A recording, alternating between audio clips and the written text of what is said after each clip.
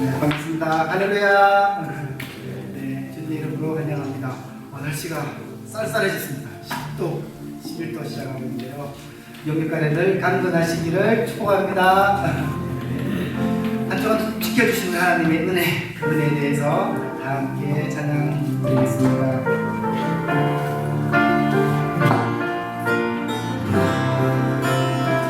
생명과 바꾸 생명과 바꾸 주의 사랑을 잊지 않게 하소서. 나를 위해 흘렸던 주의 눈물 잊지 않게 하소서.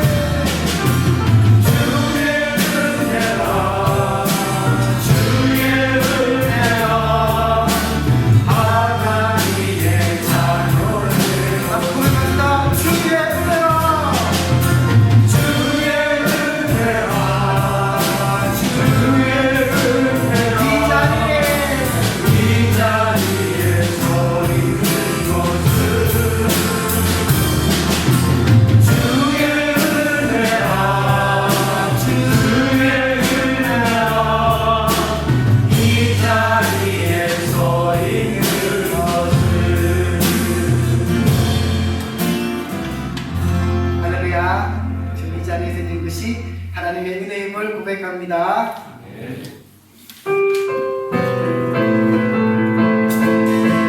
박수로 찬양합시다.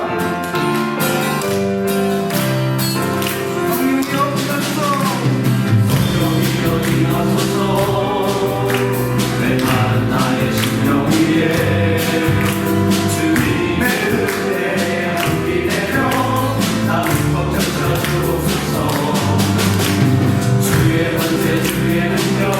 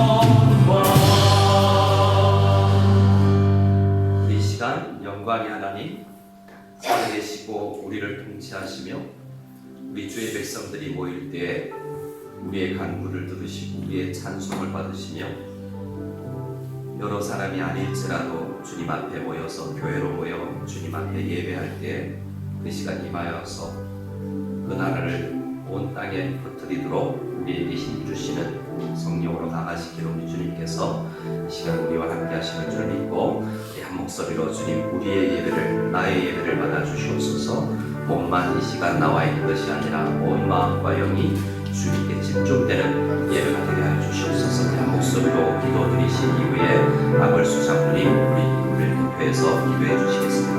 함께 기도하며 나가겠습니다. 하나님 아버지, 하나님 아버지 감사합니다.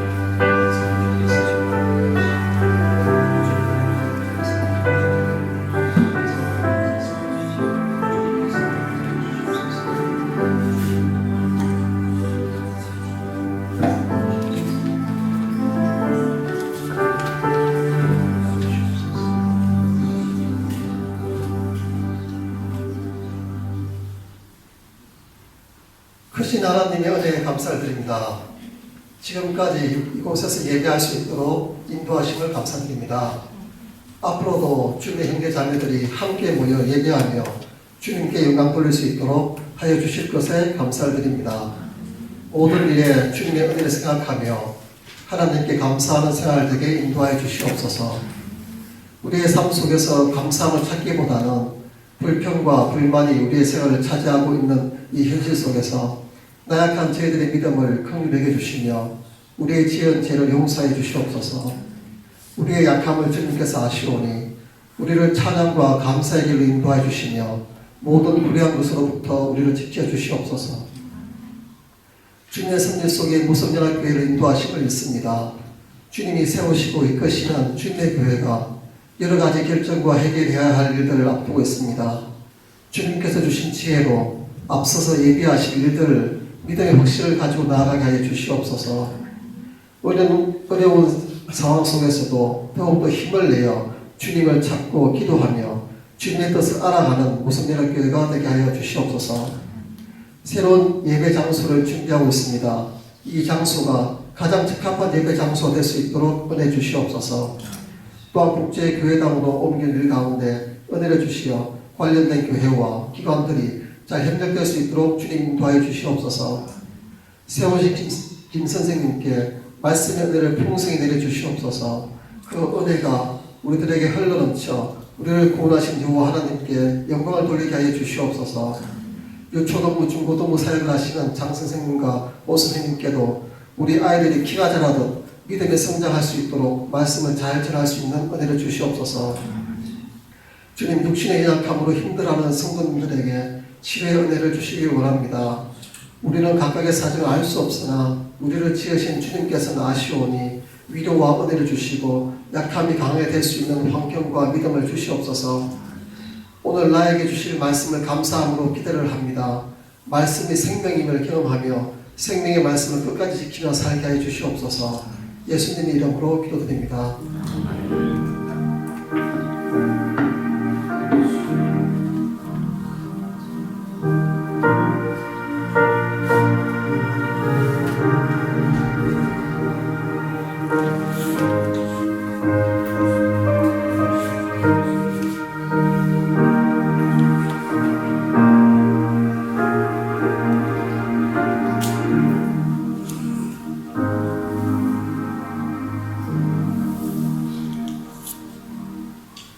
모두 자리에 앉아주시고 이 시간 우리 함께 찬송 드리실 때 찬송가 208장 내 주의 나라와 주님의 교회를 생각하며 찬양드리겠습니다.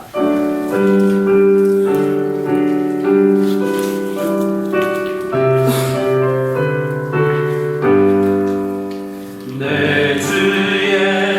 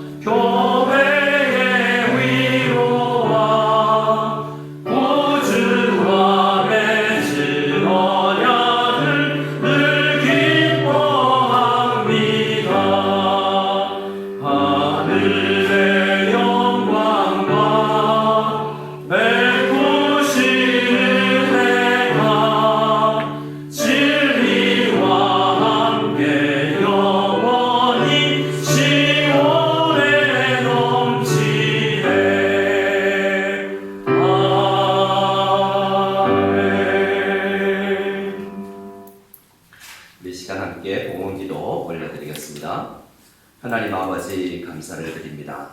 이 시간 주님 앞에 주의 백성들이 모여서 주님의 다스림을 받으며 살아온 지난 한 주간을, 지난 한 달을 주님 앞에 감사하며 나아가오게 하시니 감사를 드립니다.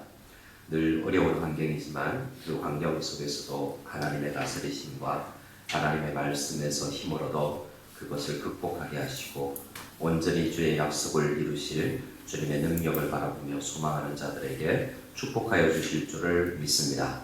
감사의 영광과 이 복음이 세상 땅끝까지 전해지기를 바라며 구제와 선교의 예물을 드리며 모든 것이 하나님의 것임을 고백하며 나가는 모든 손길들 위해 주께서 축복을 다해 주시고 이 어려운 때에 주께서 지키시고 복 주셔서 30배, 60배, 100배를 거둘 수 있는 놀라운 은혜를 주시옵소서. 힘겨운 시기를 지나고 있지만 그 시기를 또한 잘 버틸 수 있는 믿음 또한 허락하여 주실 줄을 믿습니다.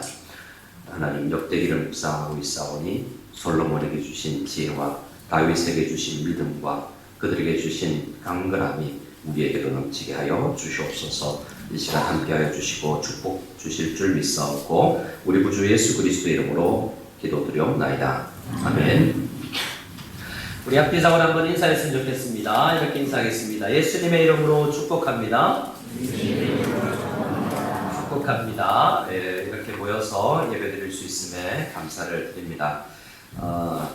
우리가 그래도 아직은 조심해서 모이고 있으니 특별히 이 의창 주변에 오셔서는 얌전히 조용히 가급적 손해보시고 큰 소리 없이 이곳에서 예배드리고 나갔으면 좋겠습니다.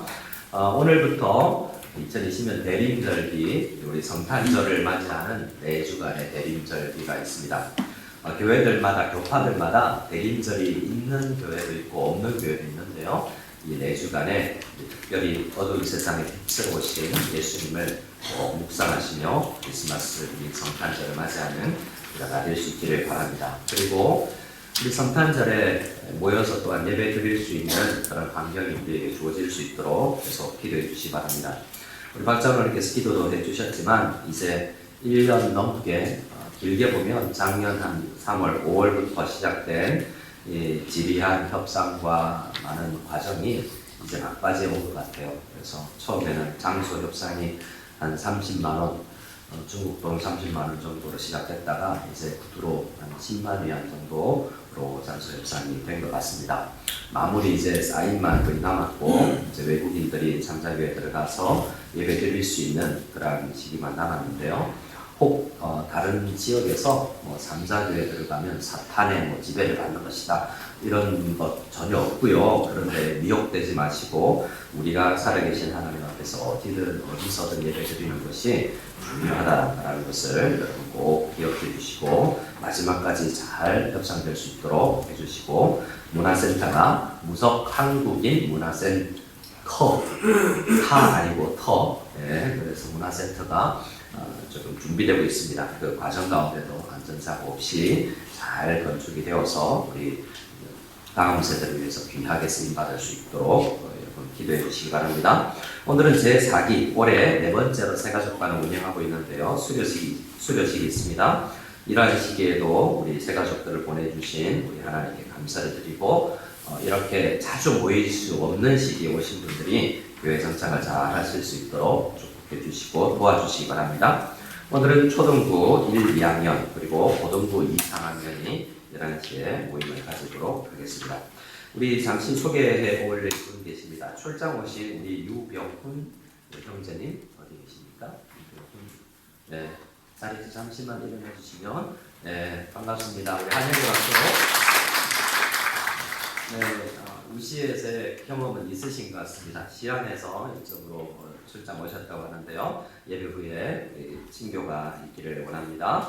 우리 하나님의 말씀, 그리고 20번에 우리 성도의 교재 파송가족에 보면 이호준 청년 어제 귀국을 했는데요. 우리 피자집에서 일을 하시던 이호준 현재 3년간의 머금을 우리 일을 마치고 완전 귀국하셨습니다. 식사 교제를 나누며 함께 기도했는데요. 위에서 아시는 분들 위해서 축복하며 기도해 주시면 좋겠습니다. 교회 앞에서 인사 못함을 아쉬워하며 것을 기억해 주시기 바랍니다. 우리 함께 하나님의 말씀을 보겠습니다. 하나님의 말씀 마태복음 6장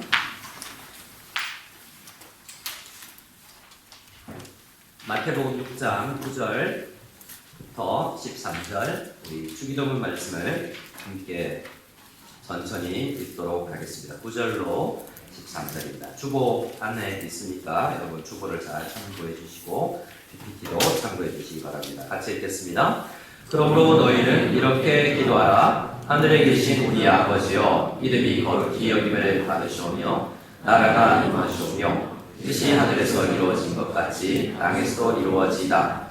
오늘 우리에게 일용할 양식을 주셨고 우리가 우리에게 죄지은 자를 사하여 준 것 같이 우리 죄를 사하여 주셨고 우리를 시험에 들게 하지 마시옵고 다만 악에서 구하시옵소서. 나라와 권세와 영광이 아버지께 영원히 싸움나이다. 아멘. 자, 한동안 우리 중단되었던 웨스트민스터 소요리 문답 강해를 이어서 가도록 하겠습니다. 바라기는 올해 안에 소요리 문답을 다 마치고 내년부터는 새로운 말씀 시리즈로 여러분들과 함께 나눴으면 좋겠는데요. 오늘은 주기도문의 두 번째 간구, 하나님의 나라가 임하시오며, 우리 10절에 있는 것처럼 나라가 임하시오며 라는 이 간구가 뜻하는 바가 무엇인지 우리가 늘 암송하고 우리가 기도하는 데 도움을 받는 주기도문이지만 우리가 이 말씀을 조금 더 이해하며 하나님 나라를 살아가는, 하나님 나라 백성으로서 잘 살아가는 우리가 되었으면 좋겠습니다. 우리 앞뒤적으로 한 번 더 인사하고 말씀을 나눌까요? 이렇게 인사하겠습니다. 우리는 같은 나라 사람입니다. 우리는 중국인, 미국인, 러시아인 다 할 거 없이 예수 믿는 우리들은 하나님 나라 백성인 줄 믿습니다. 네, 우리는 하나님 나라의 백성이에요. 그런데 우리가 살아갈 때 중국인이야 아니면 동남아를 약간 우리가 무시하는 듯한 이런 마음들이 우리에 있어요. 그런데 그건 우리가 대한민국 사람이고 뭔가 우월할 것 같고 이런 마음을 가지기 때문인데, 말씀을 보면 하나님 나라 사람들은 배움과 그들의 지식과 그들의 돈을 가짐과 권세와 상관없이 다 하나님 나라 백성이다라고 생각할 때 남녀노소 어떤 한계도 없이 우리가 형제임을 믿고 살아가게 됨을 우리가 볼 수 있습니다. 우리는 하나님 나라 백성임을 분명히 믿고 이 말씀, 이 간구, 주기도문으로서 하나님께서, 우리 주님께서 기도하라고 명령하신, 늘 우리가 기도할 때 생각해야 될 나라가 임하시오며 라는 간구가 무슨 뜻인지 다시 한번 확인할 수 있기를 원합니다. 웨스트민스터 소요리 문답이 어떻게 우리를 가르치고 있는지 한번 볼까요? 102문을 제가 물을 때 여러분이 답해 주시면 감사하겠습니다. 둘째 간구로 우리는 무엇을 구합니까? 나라의 임하옵소서라는 둘째 간구로 우리는 사탄의 나라가 멸망하고 은혜의 나라가 임하여서 우리와 다른 사람들이 거기 들어가 지켜주심을 받고 영광의 나라가 속히 오게 하여 주시기를 구합니다. 자, 나라가 임하시오며 라고 우리가 주기도문으로 기도할 때 하나님 나라가 임하기를 원합니다 라고 기도할 때 우리는 크게 세 단어를 생각해야 돼요. 특히 하나님의 나라를 인수분해를 하면 이 세 단어가 나오는 거예요. 어떤 나라? 사탄의 나라. 따라해볼까요? 사탄의 나라, 은혜의 나라, 영광의 나라. 하나님의 나라라고 할 때 하나님의 나라를 어떻게 정의할 것인가? 저마다 다 다르게 정의하지만 하나님의 통치가 이루어지는 나라가 하나님 나라예요. 하나님의 통치가 이루어지는 지역, 하나님의 통치가 이루어지는 이 살아가는 모든 것이 하나님의 나라죠. 자, 그러면 지옥은 하나님의 나라일까요? 아닐까요? 지옥은 염라대왕이 다스리는 나라인가요? 그것도 하나님이 다스리는 나라예요. 하나님께서 다스리지 않는 나라는 없어요. 모든 나라가 하나님의 다스림 아래에 있기 때문이죠. 그래서 우리는 잘못 생각해서 하나님이 사탄을 이기지 못하여서 이 수천 년간 사탄하고 막 힘겹게 싸우고 계신 하나님이 것을 그렇게 오해해서는 안 돼요. 하나님은 바로 훅 하면 사탄의 나라나 지옥의 백성들은 없어져 버리는 아주 하나님의 능력 앞에서는 아무 보잘것도 없는 존재들이 사탄의 나라요 지옥 권세라는 거예요. 사탄 지옥에도 하나님의 다스림이 있지만 그곳에는 은혜가 없습니다. 하나님의 진노와 하나님의 벌만 있는 곳이 하나님의 지옥이에요. 그래서 그것도 큰 의미의 하나님의 다스림을 받는 나라예요. 그래서 우리는 때로 하나님의 명령을 받지 않고 거역하지만 결국 하나님의 뜻이 이루어지기 때문에 모든 나라는 하나님의 나라라고 할 수 있습니다. 그런데 결과적으로 언제나 이제 영광의 나라가 되면 그 영광의 나라는 영광스러운 것이 이 은혜보다도 더 영광이라는 단어가 크게 다가오는 것은 아무도 거역할 수 없고 죽음도 없고 죽은 자도 일어나서 다스림을 받는 나라고 하나님께 찬양을 올리는 나라이기 때문에 영광의 나라예요. 우리는 그럼 영광의 나라에 살고 있는가? 아직 우리는 영광의 나라에 다다르지 못했어요. 우리는 어디에 있습니까? 은혜의 왕국 안에 살아가는 거죠. 은혜의 왕국은 어딘가? 지금 우리가 교회가 참된 은혜의 왕국이에요. 유혹과 핍박과 죄가 있고 또 병도 있고 사고도 있지만 은혜가 다스리고 있는 거죠. 병원에 신방을 가도 은혜가 있습니다. 어떻게 그럴 수 있죠? 은혜가 다스려지는 하나님의 은혜로 다스림을 받는 하나님의 백성들이 살아가는 장례식에는 그리고 병원에는 은혜가 넘쳐요. 그곳에도 은혜가 다스리고 있어요. 그래서 하나님의 나라, 우리가 살고 있는 경험하는 나라는 은혜의 나라예요. 우리는 어떤 사람들이냐? 현재 우리 성도들은 어떤 사람인지를 우리가 잘 말씀을 통해서 함께 볼 텐데 오늘 하나님의 나라라는 가 무엇인가라고 생각할 때 특히 이 세 단어 사탄의 나라, 은혜의 나라, 영광의 나라 이 세 단어를 꼭 기억해 주시고 그 상관관계를 이해해 주시면 좋겠습니다. 자, 우리가 현재 처한 상황이 어떤 상황인가? 골로새서 1장 13절 말씀을 같이 한번 읽어보겠습니다. 골로새서 1장 13절입니다. 주보를 잘 참고해 주시기 바랍니다. 같이 읽겠습니다. 그가 우리를 흑암의 권세에서 건져내사 그의 사랑의 아들의 나라로 옮기셨으니 그 아들 안에서 우리가 성령 곧 죄사함을 얻었도다. 아멘. 자, 우리는 어떤 존재인가? 원래 흑암의 권세, 다른 말로 사탄의 나라에 속한 사람들이었는데 아담 이후로 태어나는 모든 사람들은 흑암의 권세 아래 사탄의 백성으로 태어난다는 거예요. 그런데 건짐을 받죠. 그리고 그의 사랑의 아들의 나라로 옮김을 받습니다. 두 나라 소속이 없어요. 여러분, 우리가 성도가 되어서 죄를 짓는다 하더라도 내 소속이 두 곳이 있는 게 아니에요. 어떤 사람은 패스포트가 두 개 있는 사람이 있죠. 미국 시민권도 있고 한국 시민권도 있을 수 있고 여러 신분이 회사 직원도 되고 어떤 동호회 회원도 되지만 두 신분이 같이 있는 것이 우리가 있지만 사탄의 나라와 하나님의 나라는 동시에 존재할 수가 없어요. 사탄의 나라에서 건짐을 받은 사람들은 아직 우리 속의 죄의 영향이 남아있지만 은혜의 나라로 옮겼으나 연약할 뿐인 것이죠. 그래서 하나님의 그의 사랑의 아들의 나라로 옮긴 사람들이다라는 것을 우리가 생각을 해야 됩니다. 어떻게 그것이 되는가? 14절에 그의 아들 안에서 예수님을 믿어서 되는 거죠. 우리가 힘이 있어서 우리가 거룩하게 살아서가 아니라 예수님으로 인하여서 속량, 곧 죄 사함을 받고 이 사탄의 나라에서 은혜의 나라. 아직은 죄와 분투하는 상황이지만 은혜의 다스림을 받는 그 은혜의 나라로 옮긴 사람들이 우리들이다라는 것입니다. 자, 대표적인 사람이 우리는 사울이라고 할 수 있는데요. 사도행전 26장을 보시면 이 장면은 사도행전에 두 번 사도 바울이 자기의 회심 장면을 설명하는 내용이 있습니다. 사도 바울은 여러분이 아시다시피 목회자, 사도가 되기 전에 교회를 잔멸하고 핍박하는 대표적인 사람이었습니다.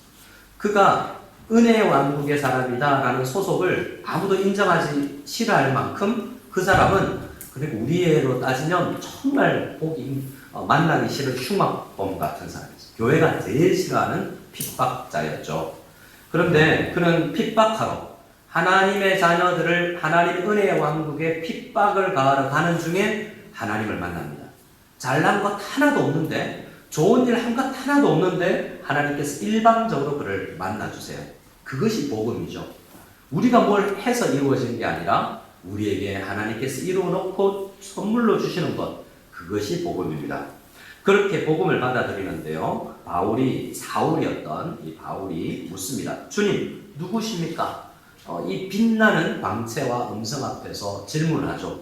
이분이 누구인가 궁금합니다. 그랬더니 예수님께서, 부활하신 예수님께서 대답하시죠. 나는 네가 박해하는 예수다. 그 은혜의 왕국의 왕이신 예수님께서 그에게 나타나신 것입니다.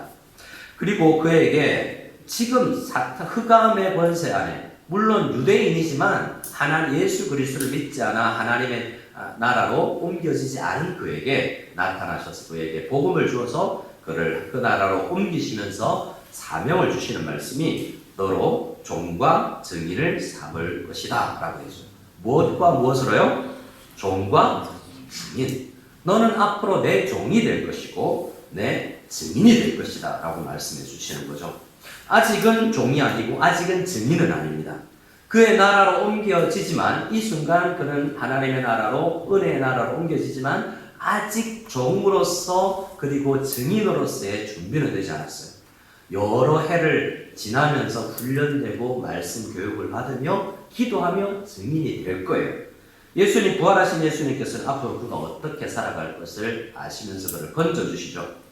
그래서 17절의 말씀을 보면 이스라엘과 이방인들에게서 내가 너를 구원하여, 무슨 말입니까? 흑암의 나라, 예수 그리스도, 흑암의 나라, 사탄의 나라에서 그의 아들의 나라로 옮기신 이후에 그가 성장되고 훈련되어서 사도가 되면 18절 같이 읽겠습니다. 시작. 그 눈을 뜨게 하여 어둠에서 빛으로, 사단의 권세에서 하나님께로 돌아오게 하고 죄 사함과 나를 믿어 거룩하게 된 무리 가운데서 기업을 얻게 하리라 하더이다. 자, 사도 바울, 이 회심자의 사명이 앞으로 뭐가 되냐면, 그날 당장 하지 못하지만 그는 말씀 안에서 훈련되고 난 이후에 사도로서 사명을 감당하게 될 텐데, 사람들의 눈을 띄워줄 거예요. 하나님 나라가 보이지 않고 세상 나라만 보이는, 그들의 눈을 띄워주는 거죠. 무엇으로요? 말씀을 전하면서. 예수 그리스도로 해석한 구약 성경 말씀을 전하면 그 눈에서 눈꺼풀이 마치 이 당시에 사울이 눈이 멀었다가 눈꺼풀이 벗겨진 것처럼 눈이 뜨게 되어 사람들의 눈을 떠서 사탄의 나라와 하나님의 나라, 은혜의 왕국, 영광의 왕국이 있구나라는 것을 보는 그런 눈을 보게 해주는 거죠. 그래서 사람들을 어둠에서 빛으로, 사탄의 권세에서 하나님께로 돌아오게 하는 사명자가 될 것이다 라는 것을 예수님께서 말씀하신 겁니다. 우리가 그러면 어떻게 그 나라 백성이, 은혜의 왕국 백성이 되었는가? 사도 바울같이 복음을 전하는 사람들에 의해서 복음을 듣고 믿어서 그의 사랑의 나라로 옮기움을 받은 사람들이 되는 거죠. 옮겨졌다고 끝이 아닙니다. 그곳에서 자라나고 영광의 나라가 올 것을 믿고 소망하며 열심히 다금박질하는 사람들이 되어야 되는 거죠. 그래서 우리는 다 은혜의 왕국 안에 살아가는 성도들이지만 그곳에서 열심히 달리는 사람이 있고 아직 주 안에서 게으르다거나 연약한 사람들이 있는 것입니다. 우리 이 시간 말씀을 통해서 사도 바울이 사도행전의 말씀을 해서 우리가 보는 것처럼 열심히 다름박질하는 그러한 성도의 은혜의 왕국의 사람들이 다 될 수 있기를 소원합니다. 자, 그런데 우리에게 문제가 있습니다. 로마서 16장 말씀을 같이 한번 읽어보겠습니다. 20절입니다. 같이 읽겠습니다. 평강의 하나님께서 속히 사탄을 너희 말 아래에서 상하게 하시리라. 우리 주 예수의 은혜가 너희에게 있을지어다. 자, 은혜의 왕국을 살아가는 우리 성도들에게 있는 큰 문제가 뭐냐면 은혜의 다스림을 받지만 너무 어렵다. 그래서 이 로마서에서의 변화된 바울의 복음 전거 속에서 로마 교회 성도들에게 이야기했던 것처럼 성도님 조금만 더 버티십시오. 속히 평강의 하나님께서 속히 사탄을 우리의 발 앞에 엎드러지게 할 것입니다. 그날이 영광의 왕국이 곧 올 것입니다. 그러니 아직 은혜의 왕국의 시민으로서 열심히 다른 박질 하십시오 라고 이야기해 주는 거예요. 영광의 나라가 오면 너무 좋은데 은혜의 왕국은 때로는 너무 힘겹다는 거죠. 그래서 우리가 살아가는 현실은 은혜의 왕국이지만 은혜의 왕국이지 않은 것처럼 착각하고 오해하고 신앙생활을 할 수 있다는 거예요. 왜 이리 은혜가 없지? 왜 이리 힘겹기만 하지? 이런 생각이 우리 성도들 속에서도 들어올 수 있다는 것입니다. 대표적으로 욥기 1장을 볼 수가 있습니다. 욥기 1장 말씀을 보면 우리가 경험할 수 없는 천상계에서 이루어지는 대화가 보여지죠. 사탄과 여호와 하나님과의 대화가 보여집니다. 여기서 우리가 하나님의 나라를 약 더 구체적으로 볼 수 있는데요. 사탄이 여호와 앞에 9절에 보면 대답합니다. 누구를 보고요? 은혜의 왕국을 열심히 살아가는 성도를 보고. 그 욥이라는 사람이 있는데 동방의 한 의인인데 그때 의인이라는 것은 완벽하게 의롭다는 게 아니라 아직 영광의 나라가 다다르지 않고 은혜의 왕국의 교회 성도로 살아가는데 정말 흠이 없이 살아가는 열심히 다른 박질하는 사람이에요. 새벽마다 일어나서 10명의 자녀들을 위해서 예배를 드리고 기도를 하고 정말 신실하게 살아가는 은혜의 왕국 백성인 거죠.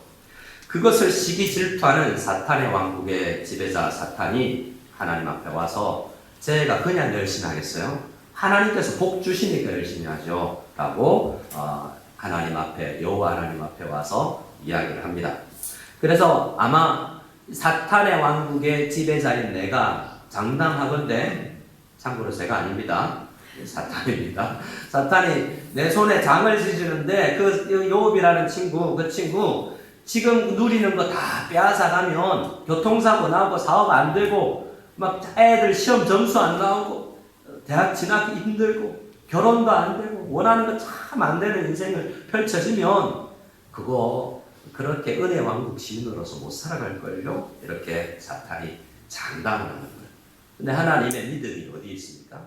아닐걸? 은혜 왕국 시민으로서 그는 그렇게 살아가지 않을걸? 라고 하나님은 여호와 하나님은 욥에 대한 믿음이 있는 거죠. 이 땅에 있는 백성들 은혜의 왕국을 살아가는 사람들에게 믿음을 가진 겁니다. 하나님이요. 왜요? 은혜가 그런 거예요. 은혜가 떨어질 수는 있으나 영원히 사그라들지 않아서 하나님의 백성은 빼앗기지 않는 것입니다. 그래서 여호와께서 사탄에게 12절에 이렇게 이야기를 합니다. 우리 12절을 같이 읽어볼까요? 시작. 여호와께서 사탄에게 이르시되 내가 그의 소유물을 다 내 손에 맡기노라. 다만 그의 몸에는 내 손을 대지 말지니라. 사탄이 곧 여호와 앞에서 물러가니라. 1단계 시험을 허락합니다. 여러분, 이런 게 시험이에요. 우리 대부분의 성도들이 경험하는 우리가 시험 들었다 할 때는 그건 뭐냐면 삐졌다. 제가 잘 이야기하죠. 그 정도는 삐지는 거예요. 시험도 이게 아니고 요 정도 소유물이 다 사탄에 의해서 빼앗겨질 때 이 정도가 시험이라는 이것도 1단계예요. 아직 몸에 손을 대는 단계는 아니지만 그 다음에는 성도의 몸에 손을 대는 사탄이 손을 대는 것까지 나아갑니다. 그런데도 뭐예요? 은혜 왕국이에요. 그는 그 은혜 왕국을 떠나지 않아요. 그의 아내는 다릅니다. 욥의 아내가 와서 뭐라고 그러냐면 당신이 믿는 하나님 없다. 하나님 욥하고 그냥 죽어라 하고 욥을 떠나버려요. 이혼한 것 같죠? 그렇게 하나님 없다 하고 은혜 왕국 속에서 살아가는 성도들도 그 정도 지경이 되면 떠나가 버린다는 거죠. 자, 우리가 살아가는 하나님의 나라는 어떤 나라인가? 은혜 왕국이지만 사탄이 영향력을 끼칩니다. 그런데 여호와께서 허락하는 단계까지만 할 수 있어요. 사탄에게 이야기하죠. 너 그것까지 하고 그건 하지 마. 못해요, 사탄이. 여호와 하나님의 허락이 되어는 허용치만 할 수 있는 게 사탄의 영향력이에요. 그럼 뭘 우리가 알 수 있습니까? 이때 하나님께서 사탄 꺼져 해버리면 끝나는 거예요. 영광의 왕국이 바로 오는 거죠. 욥의 상태에서 그냥 영광의 왕국이 오고 모든 성도들이 천국을 이루어서 살아가는 것입니다. 그럼 오늘날까지 수천 년간 이렇게 허용하시는 사탄의 나라를 허용하시는 이유가 뭐지? 라고 혼란을 겪으며 우리가 불신앙에 떨어질 수가 있는데, 그것은 하나님의 지혜를 무시하는 태도입니다. 하나님은 우리보다 지혜로우신 분이에요. 지혜의 근본이시죠. 그래서 분명히 이 사탄의 나라를 이용하시고 허용하시면서 그런 우리 주님께서는 하나님의 나라를 다스리고 있다라고 생각을 해야 되는 것이죠. 지금도 우리에게 사고가 일어나고 사업이 잘 되지 않고 너무나 한숨나고 눈물겨운 인생이지만, 이곳에서도 하나님의 허용치 안에서 우리가 살아갈 수 있고, 혹 우리 자녀들이 세월호 같이 큰 사고를 만나 그런 욥처럼 자녀를 잃게 되는 그런 크나큰 아픔을 경험할지라도, 욥처럼 하루아침에 모든 사업이 망하고 잿더미가 될지라도 여전히 은혜의 왕국이라는 믿음이 이 욥기를 통해서 우리에게 주어지는 것입니다. 그래서 이것이 그러나 쉽지는 않기 때문에 우리 성도의 고민이에요. 이 가운데 은혜의 왕국을 살아가지만 이 크게 보이는 사탄의 왕국 때문에, 그 영향력 때문에 하나님께서 그들을 허용하시기 때문에 우리가 힘겨운 인생을 살아갈 수 있다라는 겁니다. 그런데 성경에는 승리의 비결까지도 우리에게 알려주고 있어요. 어떻게 은혜의 왕국을 힘있게 살아가며 승리할 것인가. 그것이 우리의 과제가, 우리가 깨달아야 될 진리가 아니겠습니까? 자, 우리 사도행전 1장 말씀을 보면서 오늘은 사도행전 1장에서 28장까지를 요약하며 그 은혜의 왕국 살아가는 비결을 배울 수 있도록 하겠습니다. 자, 사도행전 1장 6절에서 우리 8절 말씀까지 같이 읽겠습니다. 시작. 그들이 모였을 때 예수께 여쭈어 이르되 주께서 이스라엘 나라를 회복하시니 이때입니까 하니, 이르시되 때와 시기는 아버지께서 자기의 권한에 두셨으니 너희가 알 바 아니요 오직 성령이 너희에게 임하시면 너희가 권능을 받고 예루살렘과 온 유대와 사마리아와 땅 끝까지 이르러 내 증인이 되리라 하시니라. 아멘. 사도행전 1장의 말씀은 예수 그리스도께서 부활하셔서 42일간 정도의 이 부활 이후에 공생애를 마치시고 승천하시기 직전 제자들에게 하신 말씀이에요. 사도 바울이나 12제자들만, 11제자들만 증인이 아니라 모든 은혜의 왕국 시민들은 다 증인이 되어야 된다라는 말씀을 주시는 거죠. 그때 당시에 예수의 제자들이 예수님께 질문한 내용이 있습니다. 주님, 이스라엘 나라가 회복됨이 지금입니까? 라는 질문하죠. 하나님 나라에 대한 질문입니다. 그들이 하나님의 나라에 대한 사상을 가졌지만 완전히 복음적이지 성경적이지 않았던 거죠. 그들이 가졌던 하나님의 나라는 다윗 때처럼 됐으면 좋겠다는 거예요. 다윗 때처럼 부강하고 다른 나라에서 어떤 침입도 일어나지 않고 영토도 넓고 그 다윗 왕국이 회복되는 것. 그래서 다윗이 자손이 오면 이 로마 정부를 무너뜨리고 우리를 다윗 때와 같이 만들어 줄 거다라는 정치적인 내용과 경제적인 내용을 가지고 이 나라의 회복이, 이스라엘 나라의 회복이 이때입니까? 라는 질문을 하는 겁니다. 그런데 사실 우리도 지금 역대기를 묵상하고 있지만 구약 성경에 나오는 모든 왕정은 하나님의 나라 은혜의 왕국을 맛보기로 보여주지만 은혜의 왕국임을 보여주는 거죠. 아직 영광의 왕국이 아니고 그들도 은혜의 왕국이어서 그 은혜 왕국 다윗 왕조 안에도 이 유혹이 들어와서 다윗 왕국을 다스리는 그조차도 넘어져 버리잖아요. 은혜 왕국의 모습, 교회의 모습을 보여주는 거예요. 그러나 그 모든 다윗이 소망해야 되고 아브라함이 소망하고 솔로몬이 소망하고 모든 왕들이 소망해야 될 그 나라는 영광의 왕국이에요. 그들이 넘어짐도 없고 유혹도 없고 하나님께 온전히 예배만 있는 그때가 오는 거죠. 근데 그 전에 은혜의 시기를 살아갈 때는 언제까지지 이런 고민이 있지만 때와 시기는 아버지께서 자기 권한에 주신 것이라는 것을 믿고 우리가 해야 될 바는 8절이에요. 8절 시작. 오직 성령이 너희에게 임하시면 너희가 권능을 받고 예루살렘과 온 유대와 사마리아와 땅 끝까지 이르러 내 증인이 되리라 하시니라. 우리의 사명은 언제까지죠? 라는 그 how long 이렇게 시인들이 많이 고백하잖아요. 저의 제가 한국에 있을 때 저희 같은 교회를 다니는 형제가 음반을 발매했는데 우리 아이들이 아주 어릴 때 그 찬양 굉장히 사모하면서 잘 불렀고 저도 좋아했어요. 언제쯤일까? 아주 다 부르고 싶은데 네. 언제쯤일까? 이게 아주 그때만은 넘어지잖아요. 언제쯤일까? 주님과 만나는 그날 언제쯤일까? 언제쯤일까? 주님 그 시기가 늘 기대되는 그런 그 자취방에서 라면 끓여 먹으면서 이 총각이 지은 그 노래가 그 우리의 인생을 닮아 있습니다.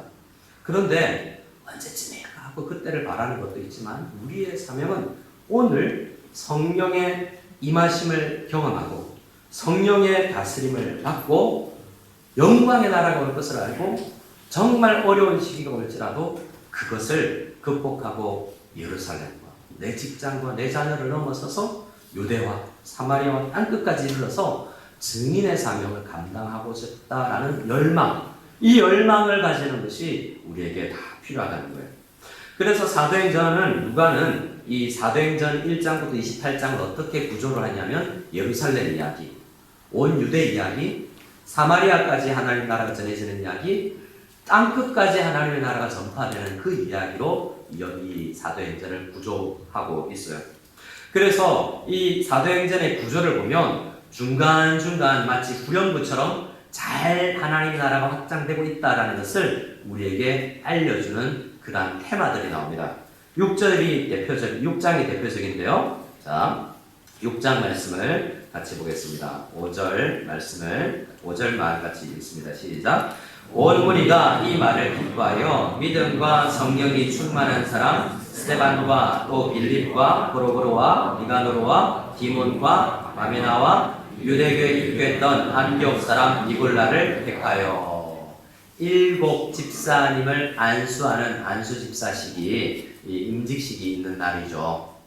사도들이 복음 증거하는 사명, 땅끝까지 가서 증인이 되라는 사명을 완수하는데 간혹 연약해져서 그 구조를 잘못 이해하고 교회를 운영하다가 이거 안 되는구나. 이 사명 감당하려면 다른 임직자들이 필요하구나. 직분자가 바로 써야 되는구나 라는 것을 생각하고 직분을 세웠을 때 어떤 일이 일어납니까? 7절에 시작. 하나님의 말씀이 점점 왕성하여 예루살렘에 있는 제자의 수가 더 심히 많아지고 허다한 제사장의 무리도 이 도에 복종하니라. 교회가 그 구조를 복음적으로 잘 하고 있으면 하나님 나라가 자연스럽게 확장이 되는 거예요. 교회라고 다 같은 교회가 아닙니다. 이단은 교회가 아니에요. 교회지만 아주 크게 다다라 있는 이단에 가까이 가 있는 교회도 있어요. 구조가 엉망이고 목사가 전횡을 이루고 때로는 한 평신도가 교회 전체를 구조를 가지고 있는 권력을 가지고 있는 그런 교회들도 있어요. 근데 교회예요, 여전히. 이단은 아니에요. 그렇지만 복음의 사명을 온전히 감당할 수가 없습니다. 여전히 그것도 4대 교회 같이 죽은 것 같은 교회지만 교회예요. 아직 죽진 않았으니까. 은혜가 있는 거예요. 하지만 사명을 감당할 수 없는 거죠. 은혜 왕국으로 시작을 했던 이 초대교회가 5장쯤에 6장에 와서 원망과 비난과 균열이 갔죠. 항상 그래요. 은혜 왕국은 항상 그 균열의 조짐이 있어요. 항상 다투기도 할 수 있어요. 하지만 우리가 뭐가 문제지? 은혜 왕국이 어떻게 돼야 되지? 라고 알았을 때 모든 성도와 사역자와 평신도들이 구조를 잘 복음적으로 갖고 와서 교회를 운영해 나가야 되는구나 라는 생각을 가지고 교회를 이끌어 나갈 때 어떻게 됩니까? 하나님의 말씀이 점점 왕성해지는 거예요. 하나님의 은혜 왕국의 가장 좋은 표현이 뭐냐면 말씀이 왕해졌다는 거예요. 하나님의 말씀이 성도 각 개인과 가정을 다스리고 있고 교회를 다스리고 있고 우리도 어떻게 해야 되지? 회의를 어떻게 해야 되지? 교회 이전을 어떻게 해야 되지? 자녀 교육을 어떻게 해야 되지? 그 상황에서 하나님의 말씀이 다스려지면 그것이 완전한 은혜의 왕국. 주님께서 기뻐하는 은혜의 왕국이 되는 거죠. 그래서 우리는 말씀을 증거해야 됩니다. 그러나 그 말씀이 증거되기 위해서는 어떤 것이 필요하냐면 5절처럼 믿음과 성령이 충만한 사람이 필요합니다. 누가 필요해요? 사람이 필요한데 저를 따라합시다. 믿음과 성령이 충만한 사람. 믿음과 성령이 충만한 사람. 자, 이 대목에서 축복을 안 할 수가 없죠. 물론 자, 한번 흐름을 놓치지 마시고 옆 사람을, 우리 자녀들과 가족들과 우리 형제들을 축복합시다. 믿음과 성령이 충만한 사람 되시기 바랍니다. 믿음과 성령이 충만한 사람 되시기 바랍니다. 기분 나쁘시죠? 이미 믿음과 성령이 충만한데 또 그렇게 되라 그러니까. 믿음과 성령이 충만하다는 게 뭐겠어요? 믿음. 지금은 힘겨운 은혜의 왕국을 우리가 살아가지만 영광의 왕국이 속히 온다라는 믿음. 그런데 이 믿음을 가지고 살아가는 사람들은 성령의 다스림을 받아서 이 힘겨운 세상을 버티며 승리하며 살 수 있다는 확신을 가진 성령의 사람. 그런 사람들이 이제 교회 안에 이 당시에 3,000명, 5,000명이 된 교회에서 7명의 안수 집사가 있는데 11명의 사도와 7명이 20명이 되지 않느냐 하는 사역자들을 통해서 수천 명의 예루살렘 교회가 든든하게 세워집니다. 우리 교회 집사님 몇 분인지 아세요, 여러분? 깜짝 놀랄걸요? 저희 교회는 집사님이 엄청 많아요. 저희 교회는 대부분이 다 집사님이세요. 제가 집사를 임명하진 않았는데 다 집사가 되어서 우리 교회 오셨어요. 그런데 다른 교회에서 원래 서리 집사님은 1년 단년직인데 1년 임명받고 교회를 떠나면, 교회를 옮기면 그 교회 집사가 아니에요. 원래는. 그 교회에서 임명받았을 땐 안수 집사는 그렇지만 안수 집사님도 그 교회 안수 집사님이죠. 근데 원래 교회를 떠나면 그냥 그 교회의 집사는 아닌 거죠. 그런데 우리나라 문화는 뭐죠? 한 번 집사는 영원한 집사잖아요. 해병대처럼. 그래서 이게 우리나라에는 이 4가지가 진짜 투철하게 있어요. 해병대 전후에, 호남 향후에, 고려대 뭐 이런 거, 또 그리고 집사, 한 번 집사, 영원한 집사. 동일하게 한 번 이 이름이 떨어지지 않아요. 어디를 가든. 그래서 저희도 오시는 집사 불러드려요. 집사는 교회에서 일하는 사람인데 아무 일도 안 해. 집사는 스튜어드, 이 집사는 일해야 되잖아요. 일은 안 하는데 집사는 뭐예요? 왕이지. 집사는 일해야 되는 사람입니다. 어떤 일을 해야 돼요? 믿음과 성령이 충만하여서 하나님의 말씀을 가지고 가정을 다스리고 직장 안에서 어떻게 살아갈지 고민하며 살아가는 사람들이 집사들인 줄 믿으시기 바랍니다. 집사님들이 좀 세게 아멘을 해주시면 좋겠어요. 그렇게 온전한 집사의 사명을 감당할 수 있기를 소원합니다. 믿음대로 될 줄로 믿습니다. 자, 이렇게 예루살렘에서 하나님의 말씀이 흥황해서 7절 말씀에 보면 제자의 수가 더 많아졌는데 힘이 많아졌다고 이야기하죠. 이게 놀라운 말씀의 역사예요. 그리고요, 허다한 제사장의 무리도 예수 믿는 도에 복종했다고 그러죠. 제가 자주 이 말씀 너무나 좋아하는 정말 개혁이에요. 이 말은 뭐냐면 허다한 제사장의 무리도 예수 믿었다라는 것은 제사장들이 직업 버리고 예수 믿는 데 나섰다라는 거잖아요. 직업보다 예수 믿는 게 더 좋다는 거죠. 제사장이 예수 믿어버리면 제사를 드릴 수가 없잖아요. 유대인으로서 유대교회에서 벗어나 버리는 거니까. 이것은 당원을 버리고 정말 이 직장을 버리고 큰 회심을 하여서 예수 믿겠다고 이야기하는 그런 거예요.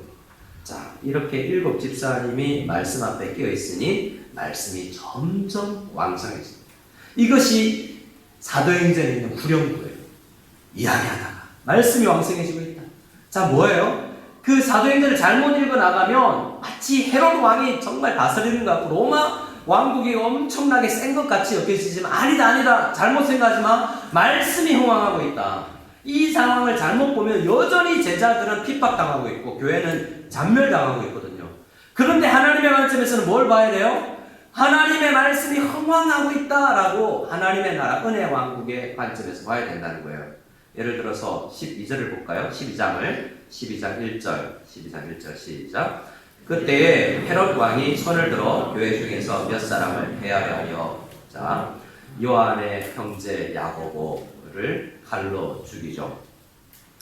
자, 헤롯 왕이 여기에서는 사탄의 왕국의 대표자로 나와요. 하나님을 거역하고 하나님에게 순종하지 아니하고 정말 교회를 핍박하는 대표 명사로 나오죠. 손을 들어서 교회 중에 몇 사람을 해하려 해요. 그건 여전히 은혜 왕국인데도 핍박이 있는 시대죠. 이게 우리가 살아가는 시대랑 똑같은 거예요. 은혜의 왕국이지만 핍박이 있는 사회. 그것이 우리가 살아가는, 우리가 처한 교회의 현실이요, 은혜의 왕국의 현주소라는 거예요.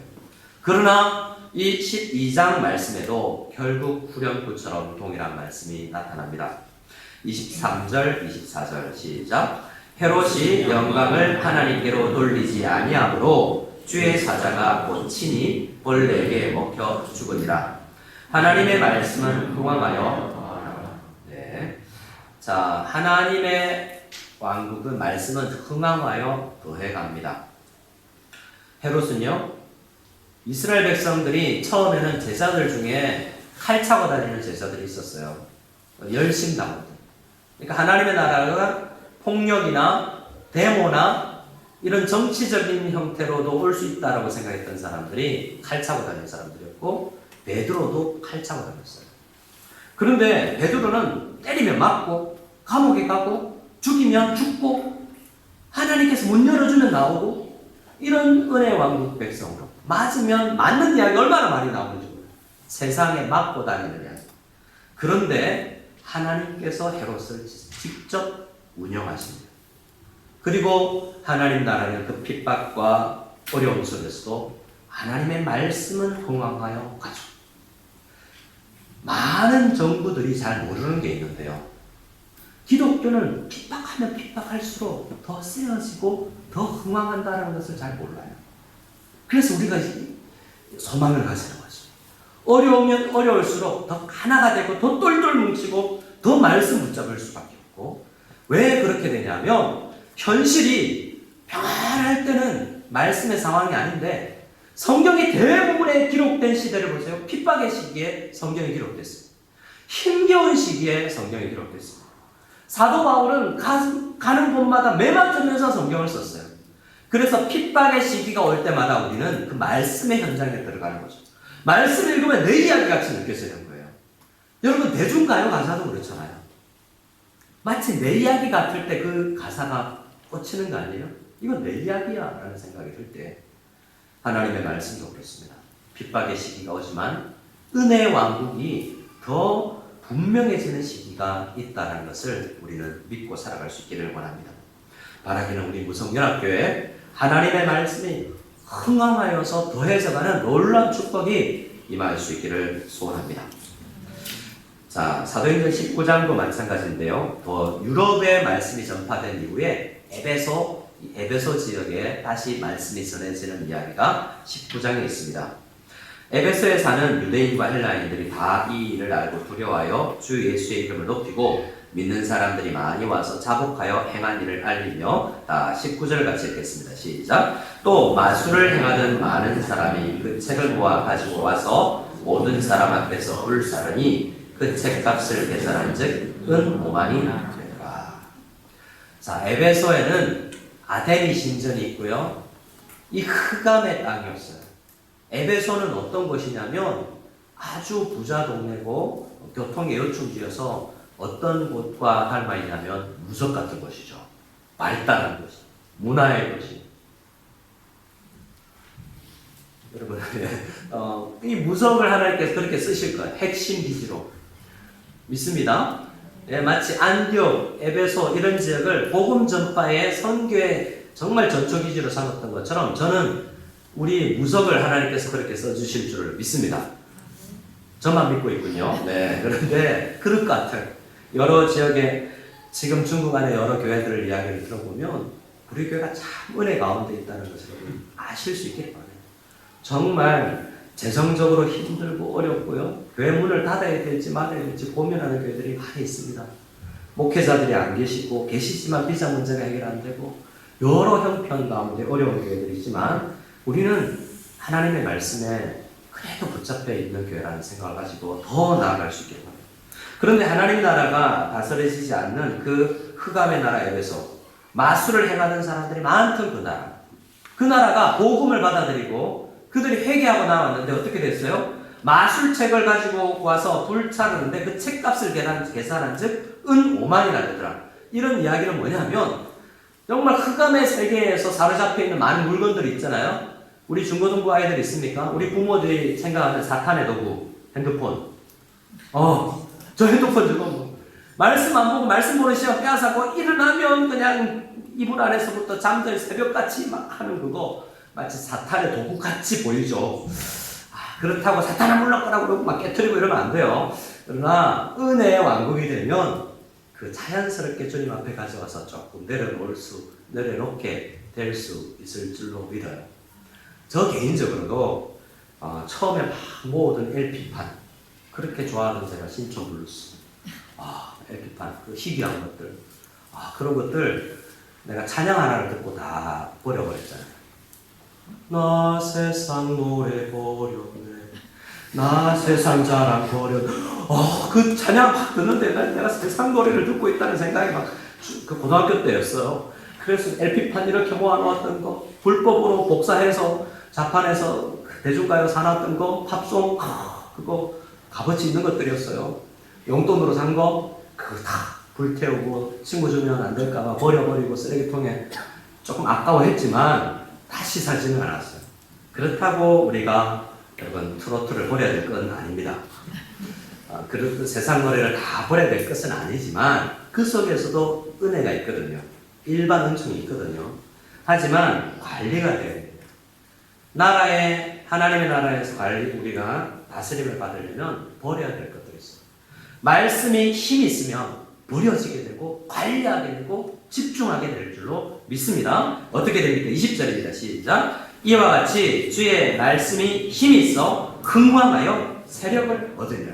여러분의 가정들마다 우리의 직장들마다 우리 교회 안에 주의 말씀이 힘이 있지 한 사람에게 힘이 가지 아니하는 주의 말씀이 힘이 있어서 흥왕하여 세력을 얻는 그러한 교회가 다 될 수 있기를 원하고 우리의 인생이 되기를 소원합니다. 우리 사도행전 28장 말씀을 마지막으로 말씀을 마치겠습니다. 사도행전 28장 말씀은 마지막이에요. 사도 바울이 그 장에서 회심하여서 하나님 나라 사명자가 되었으나 그가 변화되어서 그 사명을 감당하다가 가는 곳마다 매맞고 가는 곳마다 핍박당하고 마지막 이 로마로 가는 가운데 이 로마에 가서 감옥에서 2년 동안이나 가두어 지내면서 너 딴 데 가지 마. 너는 딴 데 움직이면 땅 끝까지 복음이 전해지니까 너 가지 마. 사탄이 술수를 쓴 거예요. 이태 동안이나 선교사에 밥을 묶어놓고 너 신방하지 마. 말씀 전하지 마. 설교하지 마. 다른 곳에서는 하면 안 돼. 여기서만 해야 돼. 우리가 처한 상황은 너무 비슷한 거예요. 한국은 아무 곳에서나 복음을 전할 수 있죠. 근데 이 땅은 그렇잖아요. 여기서만 해. 라고 제한해 놓는 것이 힘을 가해서 제한하려고 하는 것이 세상의 나라예요. 그런데 사도행전 28장 마지막 장에서 우리에게 이야기해 주는 게 뭔지 아세요? 사도 바울은 30절에 온 이태를 자기 셋집에 머물면서 집 밖을 나가지 못하는 가택연금 상태였는데 어떻게 해요? 사람들이 찾아와요. 사람들이 찾아와서 하나님 나라의 말씀을 듣고 그들이 온 세상에 나아가게 되는 놀라운 하나님 나라의 전파의 은혜가 생겨날 거예요. 우리의 지혜가 아니라 하나님의 말씀의 흥황은 막을 수가 없는 거예요. 그래서 힌들레스라는 영어 단어는 막을 수가 없다. 담대하게 하나님의 말씀을 가르치는데 어떤 재택, 가택, 연금도 법적 규제도 어떤 상황도 하나님의 나라가 은혜의 왕국이 확장되어 나가는 것을 막을 수가 없더라라는 것.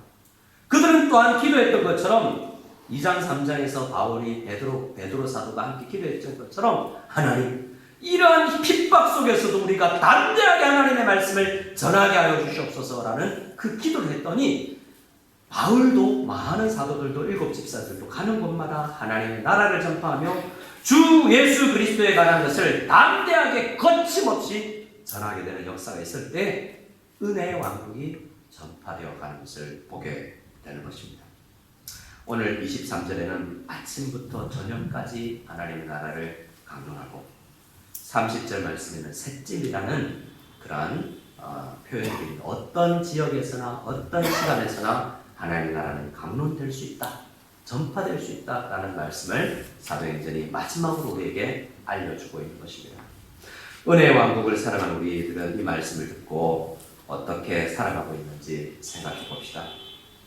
우리 앞서 읽었던 우리 주보를 보시고 소요리 문답 102문을 읽을 때 우리가 어떤 마음으로 살아가야 되는지를 함께 고백하고 말씀을 마치기를 원합니다.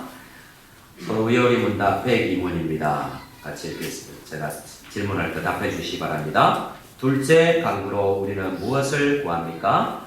나라의 임하옵소서라는 둘째 강구로 우리는 사탄의 나라가 멸망하고 은혜의 나라가 흥왕하여서 우리와 다른 사람들이 거기 들어가 지켜주심을 받고 영광의 나라가 속히 은혜의 나라 살아가는지 힘겹겠지만 성도 여러분들을 말씀의 공함을 믿고 믿음의 사람이 되시고 성령의 사람이 되셔서 이 은혜 왕국을 힘있게 살아가서 영광의 왕국이 속히 올 수 있기를 기대하며 나가는 저와 여러분들 다 될 수 있기를 소원합니다. 우리 함께 찬양하고 주님 앞에 고백하겠습니다.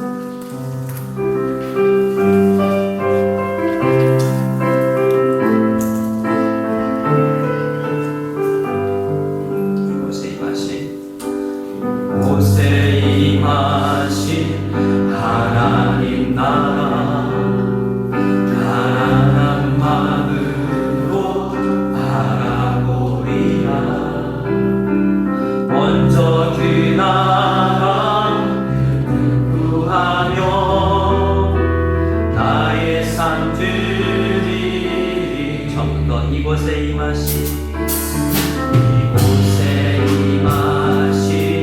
하나님 나라 가난한 마음으로 바라보리라. 먼저 그 나라 구하며 나의 삶 드리리. 주님 앞에 계신 하나님 나라 믿음의 눈으로 바라보리라. 하늘의 뜻이 이 땅 가운데 완성된 그날까지 믿음나요 그 위에 서리라. 하나님의 나라는 무너지지 않으리. 믿음나요 나라 세워가리라.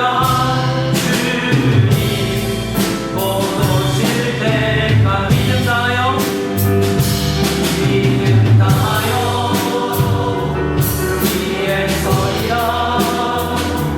하나님의 나라는 무너지지 않으리. 믿음나요 그 나라 세워가리라. 주님 곧 오실 때까지. 우리 시간 다 같이 한 목소리를 기도하며 나갈 때 하나님 믿음 다하여서 이 시간을 살아갈 수 있기를 원합니다. 힘겹습니다. 고난 가운데, 핍박 가운데, 어려움 가운데, 유혹 가운데 우리는 살아가지만 주님을 바라보고 살아갈 수 있기를 원하오니 은혜의 왕국을, 영광의 왕국을 소망하며 은혜의 왕국을 믿음 다하여서 살아갈 수 있는 저희를 다 될 수 있기를 소원합니다. 우리 가족이 될 수 있기를 원합니다. 우리 교회가 될 수 있기를 소원합니다. 우리 다 같이 하나님의 말씀을 의지하여 기도할 때 저를 따라해 주시고 합심으로 기도하겠습니다. 주여 은혜를 주시옵소서. 주여 은혜를 주시옵소서. 하나님 아버지 은혜를 베풀어 주시기를 소원합니다. 은혜의 왕국을 살아가는 우리가 이곳에서 힘겹게 살아갈지라도 주님 그곳에서 믿음으로 살아갈 수 있겠다고 힘겨운 그 인생을 주님 힘있게 이겨낼 수 있게 되기를 소원합니다. 하나님 말씀이 흥왕하며 아버지 하나님 세상에 핍박이 심하여 될지라도 내 영혼 가운데 말씀이 살아가고 말씀의 다스리심이 있으며 우리 가정 가운데 말씀의 묵상이 있으며 말씀의 교제가 있으며 구역이 모일 때마다 우리 형제들이 모일 때마다 우리 가정이 모일 때마다 부부가 모일 때마다 간증이 넘치고 고백이 넘치고 말씀의 교제가 있으며 기도가 넘치는 성령의 은혜가 넘치는 우리 가정들이 교회 될 수 있도록 합니다.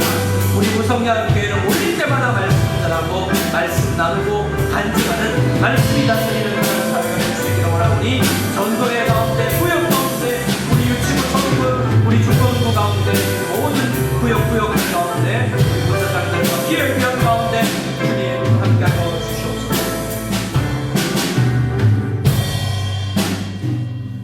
이제는 우리 주 예수 그리스도의 한이 없는 은혜와 하나님의 사랑과 성령의 교통하심이 은혜의 왕국을 살아가며 하나님 나라의 백성임을 기억하며 힘겨운 인생을 믿음으로 성령 충만하여 살아가기를 간절히 바라며 이 예배 자리를 따라가는 은혜의 왕국에 소속된 모든 무성연합교회 성도들 머리 위에 지금부터 영원까지 함께 계실지어다. 아멘.